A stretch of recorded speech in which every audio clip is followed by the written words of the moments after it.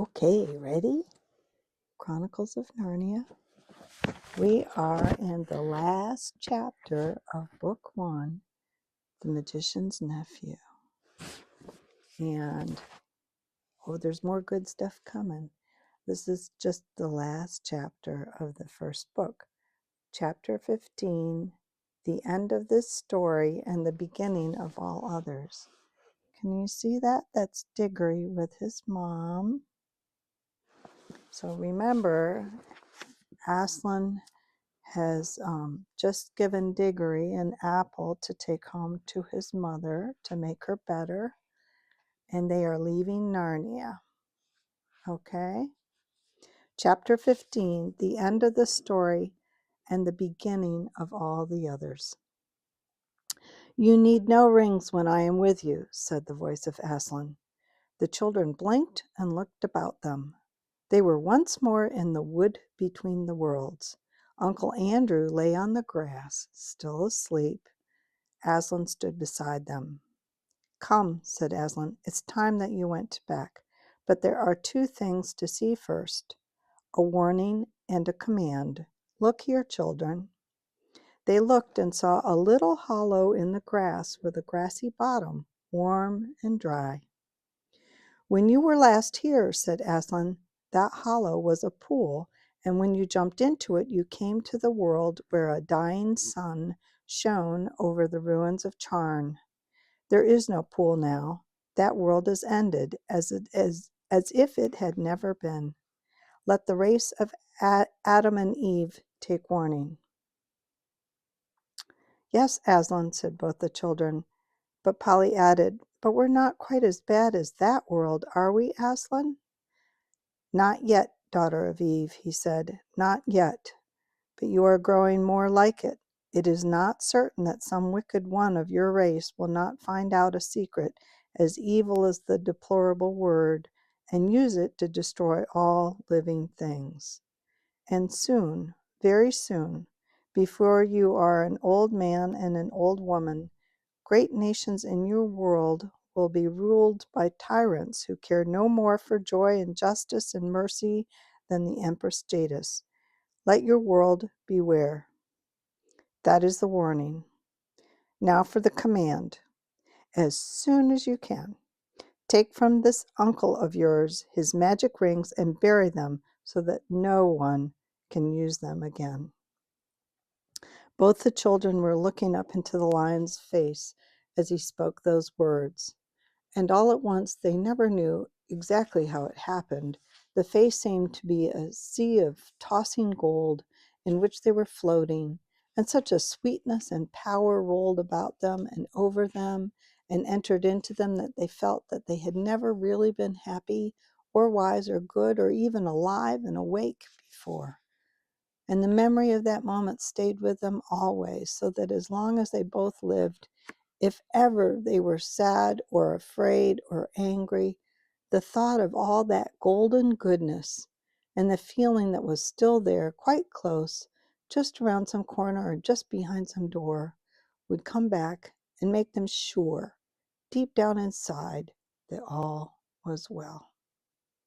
Next minute, all three of them, Uncle Andrew was now awake, came tumbling into the noise, heat, and hot smells of London. They were on the pavement outside the Ketterleys' front door, and except that the witch, the horse, and the cabby were gone, everything was exactly as they left it. There was the lamp-post with one arm missing. There was the wreck of the hansom cab, and there was the crowd. Everyone was still talking, and people were kneeling beside the damaged policeman, saying things like, "He's coming round," or "How do you feel now, chap?" or "The ambulance will be here in a jiffy." Great Scott, thought Diggory, I believe the whole adventure's taken no time at all. Most people were wildly looking round for Jadis and the horse. No one took any notice of the children, for no one had seen them go or noticed them coming back. As for Uncle Andrew, between the state of his clothes and the honey on his face, he could not have been recognized by anyone. Fortunately, the front door of the house was open, and the housemaid was standing in the doorway staring at the fun. What a day that girl was having! So the children had no difficulty in bustling Uncle Andrew indoors before anyone asked any questions. He raced up the stairs before them, and at first they were very afraid he was headed for the attic and meant to hide his remaining magic rings. But they needn't have bothered. What he was thinking about was the bottle in his wardrobe, and he disappeared at once into his bedroom and locked the door. When he came out again, which was not for a very long time, he was in his dressing gown and made straight for the bathroom. "Can you get the other rings, Paul?" said Diggory. "I want to go see Mother." "Right. See you later," said Polly, and clattered up the stairs. Then Diggory took a moment to get his breath and went in softly into his mother's room.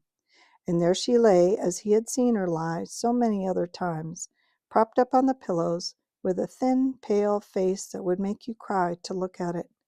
Diggory took the apple of life out of his pocket. And just as the witch Jadis had looked different when you saw her in our world instead of her own, so the fruit of that mountain garden looked different too. There were, of course, all sorts of colored things in the bedroom: the colored counterpane on the bed, the wallpaper, the sunlight from the window, and Mother's pretty pale blue dressing jacket. But the moment Diggory took the apple out of his pocket, all these things seemed to have scarcely any color at all. Every one of them, even the sunlight, looked faded and dingy. The brightness of the apple threw strange lights on the ceiling. Nothing else was worth looking at. You couldn't look at anything else. And the smell of the apple of youth was as if there was a window in the room that opened into heaven. "Oh, darling, how lovely!" said Diggory's mother. "You will eat it, won't you, please?" said Diggory. "I don't know what the doctor would say," she answered, "but really I almost feel as if I could." He peeled it and cut it up and gave it to her piece by piece. And no sooner had she finished it than she smiled, and her head sank on the pillow and she was asleep. A real, natural, gentle sleep, without any of those nasty drugs, which was, as Diggory knew, the thing in the whole world that she wanted most. And he was sure now that her face looked a little different. He bent down and kissed her softly, and stole out of the room with a beating heart, taking the core of the apple with him. For the rest of that day, whenever he looked at the things about him and saw how ordinary and unmagical they were, he hardly dared to hope. But when he remembered the face of Aslan, he did hope. That evening he buried the core of the apple in the back garden. Next morning, when the doctor made his usual visit, Diggory leant over the banisters to listen. He heard the doctor come out with Aunt Letty and say, "Miss Ketterly, this is the most extraordinary case I have known in my whole medical career. It's like a miracle. I wouldn't tell the little boy anything at present. We don't want to raise any false hopes. But in my opinion," then his voice became too low to hear. That afternoon he went to the garden and whistled their agreed secret for Polly. She hadn't been able to get back the day before. "What luck!" said Polly, looking over the wall. "I mean, about your mother." I I think it's going to be all right," said Diggory. "But if you don't mind, I'd really rather not talk about it yet. What about the rings?" "I've got them all," said Polly. "Look, it's all right. I'm wearing gloves. Let's bury them." "Yes, let's. I've marked the place where I've buried the core of the apple yesterday." Then Polly came over the wall and they went together to the place. But as it turned out, Diggory need not have marked the place. Something was already growing up. It was not growing up so that you could see it grow as the new trees had done in Narnia, but it was already well above the ground. They got a trowel and buried all the magic rings, including their own ones, in a circle around it. About a week after this, it was quite certain that Diggory's mother was getting better. About a fortnight later, she was able to sit in the garden. And about a month later, that whole house became a different place. Aunt Letty did everything that Mother liked. Windows were opened, frowsy curtains were drawn back to brighten up the rooms. There were new flowers everywhere and nicer things to eat. And the old piano was tuned, and Mother took up her singing again and had such games with Diggory and Polly that Aunt Letty would say, "I declare, Mabel, you're the biggest baby of the three." When things go wrong, you find they usually keep getting worse for some time. But when things once start going right, they often keep getting better and better.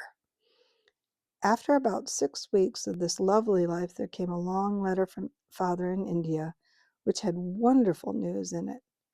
Old great Uncle Kirk had died, and this meant, apparently, that Father was now very rich. He was going to retire and come home from India forever and ever. And the great big house in the country, which Diggory had heard of all his life and never seen, would now be their home. The big house with the suits of armor, the stables, the kennels, the river, the park, the hot houses, the vineries, the woods, and the mountains behind it. So that Diggory felt just as sure as if they were going to live happily ever after. But perhaps you would like to know just one or two things more. Polly and Diggory were always great friends, and she came nearly every holiday to stay with them at their beautiful house in the country, and that was where she learned to ride, and to swim, and to milk, and to bake, and to climb. In Narnia, the beasts lived in great peace and joy, and neither the witch nor any other enemy came to trouble that pleasant land for many hundreds of years. King Frank and Queen Helen and their children lived happily in Narnia, and their second son became king of Archenland. The boys married nymphs, then the girls married wood gods and river gods. The lamppost, which the witch had planted without knowing it, shone day and night in the Narnian forest, so that the place where it grew came to be called Lantern Waste. And when, many years later, another child from our world got into Narnia on a snowy night, she found the lamplight still burning. And that adventure was, in a way, connected with the ones I have just been telling you. It was like this. The tree which sprang from the core of the apple that Diggory planted in the back garden lived and grew into a fine tree. Growing up in the soil of our world, far out of the sound of Aslan's voice, and far from the young air of Narnia, it did not bear apples that would revive a dying woman, as Diggory's mother had been revived, though it did bear apples more beautiful than any others in England. And they were extremely good for you, though not fully magical. But inside itself, at the very sap of it, the tree, so to speak, never forgot that the other tree in Narnia to which it belonged. Sometimes it would move mysteriously when there were no winds blowing. I think that when this happened, there were high winds in Narnia, and the English tree quivered, because at that moment the Narnia tree was rocking and swaying in strong southwestern gale. However that might be, it proved later there was still magic in the wood. For when Diggory was quite middle-aged, and he was a famous learned man, a professor, and a great traveler by that time, and the Ketterleys' old house belonged to him, there was a great storm all over the south of England, which blew the tree down. He couldn't bear to have it simply chopped up for firewood, so he had part of the timber made into a wardrobe, which he put in his big house in the country. And though he himself did not discover the magic properties of that wardrobe, someone else did. That was the beginning of all the comings and goings between Narnia and our world, which you can read about in other books. When Diggory and his people went to live in the big country house, they took Uncle Andrew to live with them, for Diggory's father said, "We must try to keep that old fellow out of mischief, and it isn't fair that poor Letty should have to have him always on her hands." Uncle Andrew never tried any magic again as long as he lived. He had learned his lesson, and in his old age he became a nicer and less selfish old man than when he had been before. But he always liked to get visitors alone in the billiard room and tell them stories about a mysterious lady, a foreign royalty, with whom he had driven about London. A devilish temper she had, he would say, but she was a dem fine woman, sir, a dem fine woman. And there you go. That is the end of The Magician's Nephew. And the next book, The Lion, the Witch, and the Wardrobe. Okay, and that wardrobe is the one that was made from the magic apple tree. Okay, until then.